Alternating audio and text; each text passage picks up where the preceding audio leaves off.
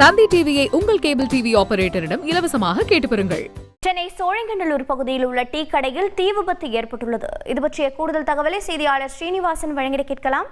ஸ்ரீனிவாசன் வணக்கம். தீ விபத்து கட்டுக்குள் கொண்டு வரப்பட்டு விட்டதா? தீ விபத்து தொடர்பான சேத விவரங்கள் என்னென்ன? வணக்கம்.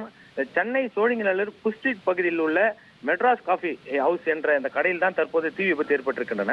இந்த தீ விபத்தில் உடனடியாக அருகில் உள்ள தீயணைப்பு துறைக்கு தகவல் தெரிவித்து அடுத்து தகவலின் பேரில் துறைப்பாக்கம் தீயணைப்பு துறையினர் விரைந்து வந்து தீயை துரிதமாக செயல்பட்டு அணைத்தனர்.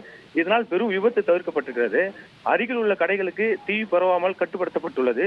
தீ விபத்து தொடர்பாக செம்மஞ்சேரி போலீசார் விசாரணை நடத்தி வருவதோடு சுமார் 50,000 ரூபாய் மதிப்புள்ள பொருட்கள் உள்ளே சேதமடைந்திருப்பதாக கூறப்படுகிறது. அது மட்டும் இல்லாமல் இந்த பழைய மாமல்லபுரம் சாலையில் தற்போது ஏற்பட்ட தீ விபத்தால் பெரும் பரபரப்பு ஏற்பட்டிருக்கின்றன. இதனால் இப்பகுதியில் சுமார் 1 மணி நேரத்துக்கு மேலாக போக்குவரத்து பாதிக்கப்பட்டிருந்தன. இதனால் இப்பகுதியில் பெரும் பரபரப்பு ஏற்பட்டதோடு தற்போது தீயணைப்பு துறையினர் இந்த தீயை 1 மணி நேர போராட்டத்துக்கு பிறகு அணைத்திருக்கின்றனர்.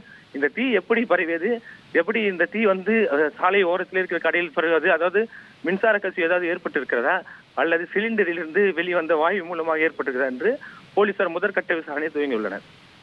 தகவல்களை வழங்கியதற்கு நன்றி ஸ்ரீனிவாசன். தந்தி டிவியை உங்கள் கேபிள் டிவி ஆபரேட்டரிடம் இலவசமாக கேட்டு பெறுங்கள்.